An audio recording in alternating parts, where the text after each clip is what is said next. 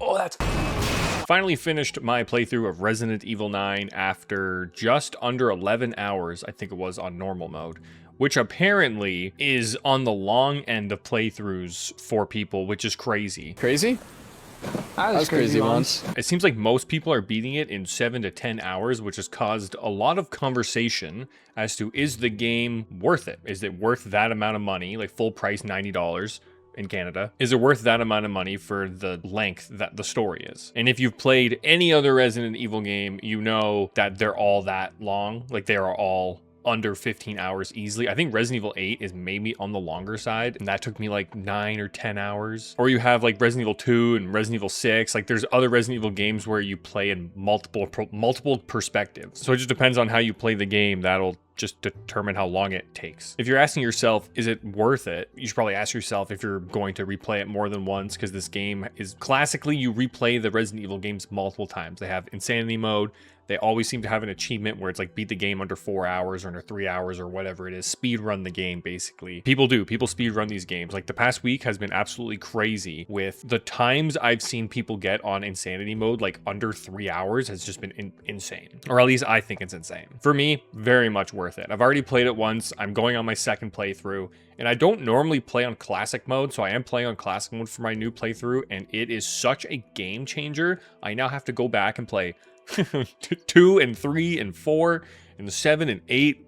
See if I can play them all in classic mode. I just started playing Resident Evil 5 as well, just to show my credentials there, I guess. The one thing to know about Resident Evil 9 is that it's not a direct continuation from 2, but it is a continuation from the whole storyline that almost all of the mainline games follow. And Resident Evil 2 is extremely important to the world building of 9. So if you're like me, who before Resident Evil 9, I was like, okay, I'm gonna play Resident Evil 4 because that just unanimously seems like the best one. And I played a little bit of 4 of the original on the GameCube, but never got through it. So I played the remake on the PC along with Separate Ways DLC, which was awesome. Absolutely love that. But then when the 9 trailer came out showing that they were going back to Raccoon City, I realized, no, I have to play Resident Evil 2.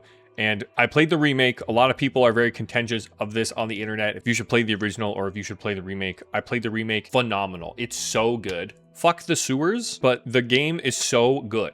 Like, I debate whether that's one of my favorite Resident Evil games that I've played so far, because it is just so good. I love everything about it. And that's the start of Leon's story, which is just heavily referenced to in 9. So if you play 9 and you haven't played 2, it'll definitely inspire you to play 2. And if you've played 2 and all the other Resident Evil games, you play 9, those moments are going to hit so much harder. They're so good. Like, it's been in the trailer, so it's not a secret. But when you go back, well, I already said it, but when you go back to the RPD, like that moment is just going to hit so much better. And there are a lot of moments that do hit a lot better when you know more about Resident Evil and just the series in general. So if you're jumping into it without playing any of the other games, that is fine. I guarantee you'll still enjoy it. But if anything, it's going to make you want to go and play the other games. So be prepared to be on some Resident Evil fever. Now, I haven't even really talked about the game yet because I'm just kind of gushing about everything else around it. So Resident Evil 9. Great game. Though you have a choice of first person and third person with both of your characters, Grace and Leon, it's recommended to play Grace first person and Leon third person, which I also heavily recommend for your first playthrough. I'm distracted by my cat a little bit. She's hanging out. Anyways, my second playthrough now, I'm making it just straight third person because that is like a lot more classical Resident Evil, and it feels great, I will say. But back to my first playthrough. Don't want to get too ahead of myself. The Grace gameplay, like the horror gameplay in this, is good. It's comparable. I actually, for a while, I was like, oh, I think it's scarier than 7, but that's just not true. Even on replay, there were parts of 7 that I was still very scared to play. Even on replay, where I knew the jump scares and stuff like that. The boat after, even though the boat after is super annoying, the enemies in the hallways, like the lickers that show up in the hallways, yeah, that shit scared me a lot. And first playthrough of 7 in the house is just notorious, like just so good. So they basically take the best parts of the whole first person aspect of it, which is they basically just make that horror. It's not like Resident Evil 8, which they add third person to, I know, but it's mainly first person originally. That's a lot more action, so it's definitely closer to 7 when it comes to Grace's gameplay, where it is survival horror. You are sneaking around, you got someone chasing you pretty much the whole time. You're not that, you can be equipped with ammunition, but it just, you have to do that. Like, you have to do the crafting and do all this stuff. The game doesn't just give you ammo, it gives you a lot of supplies to do that, but you can miss a lot of these things. That's the thing with Leon. It just gives you ammo all the time. Like, Leon is the action-packed third person Resident Evil 4. Like, it's all the best of Resident Evil 4, extremely over the top in the best ways possible. Like,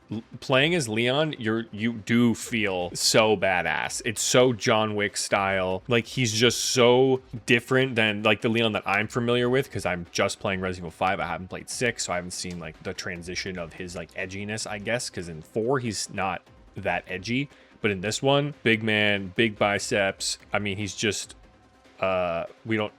big, strong, very strong. But his gameplay is so fun. Like, he has a hatchet for his melee attacks, and they feel like it feels effective. When you hit an enemy, it like you hit them and then that does damage, and then when you slice through, it also does damage. So it's not just like you're not just hitting and just slicing through in one motion. It's like hitting and then he has to go like to keep slicing through. Like, it's great. It's weird because that's like realistic. Then you have other aspects that are just so over the top that mesh with the realistic play of it, and it's just so good. Like, he has this gun, the Requiem, Resident Evil 9 Requiem. God, it's awesome. You have like pretty much have limited ammo of it throughout the whole game. Again, you have to really focus on crafting for that one, but that's essentially a one-shot kill to almost every enemy. Not every enemy. Some of the larger enemies don't go down with one, but they'll go down with a couple of those shots, and it just has the biggest kickback. It's like a giant desert eagle, essentially. It has 5 rounds. Like, it's just awesome. It's just so awesome. So yeah, so you have Grace, classic horror survivor, first person, scary, things chasing you. You got to get this item to open this door, to open this door, to do this, to do that. Like, there's like some puzzles going on and stuff like that, right?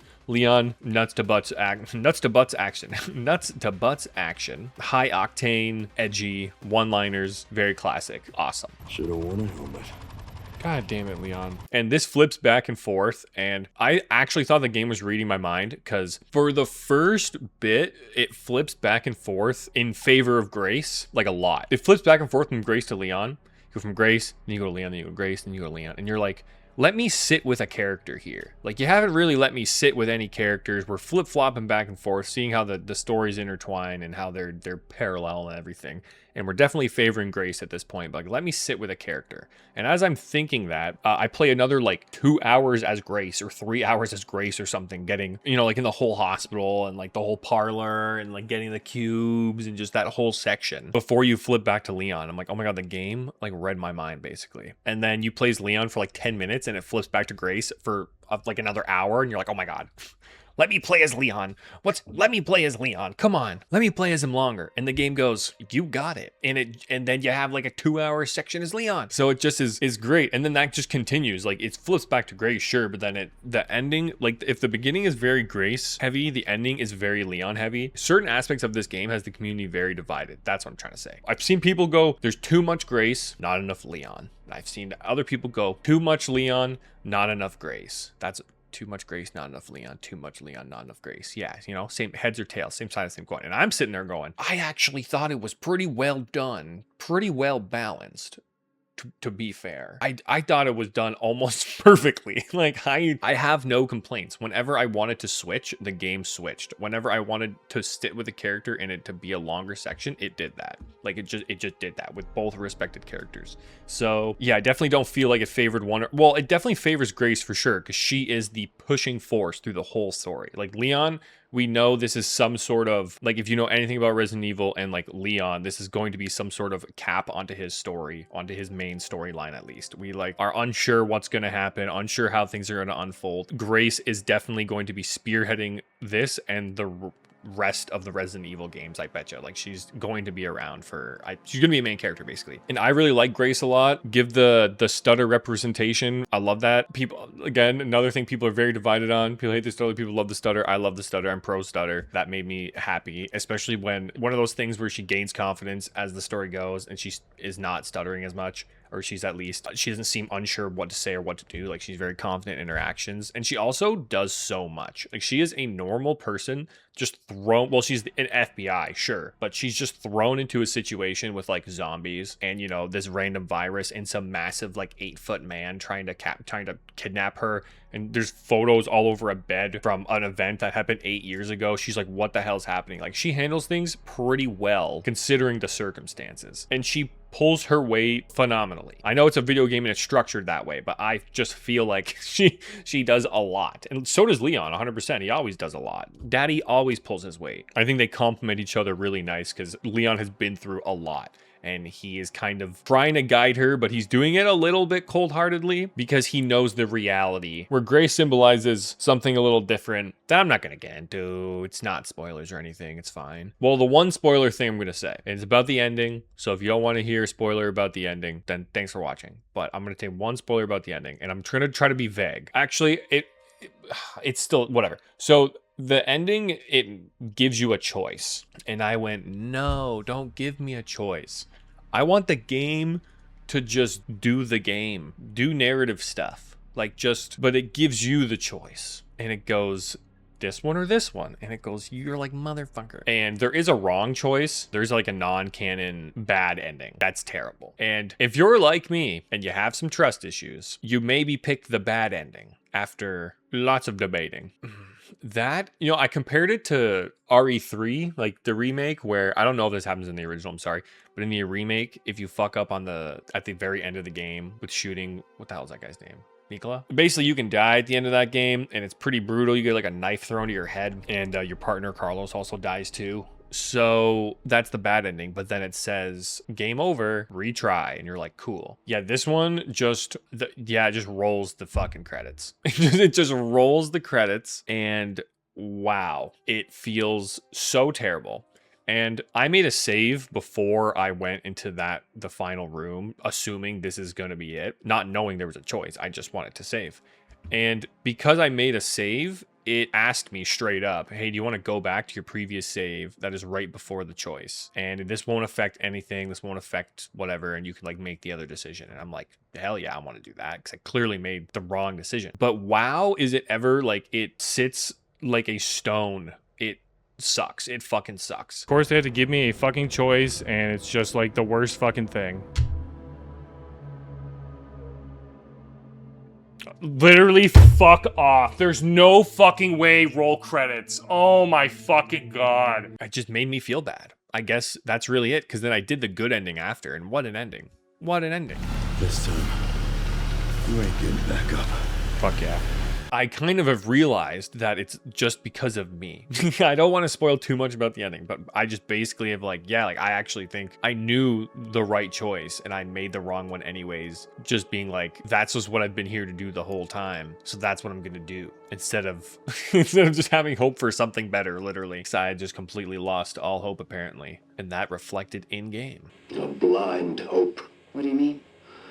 Humans cannot predict when death will come for them. This is why they have hope. This game is so good, and I was really mad at the ending, and I guess that's what I'm trying to say, is that I was mad at the ending for giving me a narrative choice until I kind of sat back and thought, like, I think this is just because of me. I'm getting mad. I'm seeing people online going, well, you picked that decision because you weren't paying attention. It's like, no, I was paying attention. That's the thing. I was. And I just had trust issues, and I just didn't think that anything better would come along. But that's not true, because something better can. And you should always have hope. Good. Thank you, Leon.